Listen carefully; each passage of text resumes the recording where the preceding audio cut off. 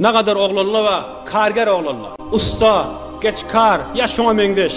Biz işimiz bilen, namaz edebimiz bilen. Emme öýüňe ýetiýe ýok. Denanasy tamam açyk bolup, sini bilen çay getiriyor, nahar getiriyor. Bir lehzi güzdiyet görsek, dur yalaňaç bolup gelýär.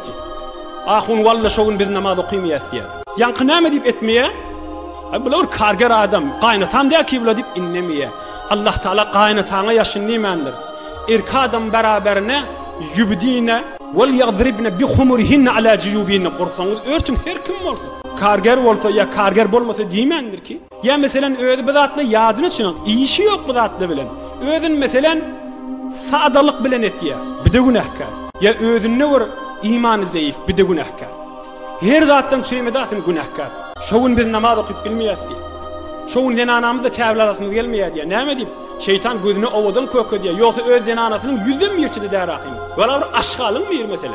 Nauzubillah. Öz denanının yüzden mirçide. Emme haram olup görünüp, emme in fakir çoğun namaz okuyup bilmeyenler, denanasıyla vuruşup da bir dat mümküsüzlük ellerine getir. Zulüm demin nişi. Görün hikmeti, Allah Teala kursanız örtün musulmanla aramışta yaşasırla deyiptir. Biz yankı şeytir geziyen denana, oğrun bir günahı var. Dep musulmanların kalbinde nuri iman uğurlağı oti. Ondan çireyim, täze Yahud Mesihli hemmeti üyüşüp, madde var. Biz musulmanlı bilen vuruşup görmeyen giptir.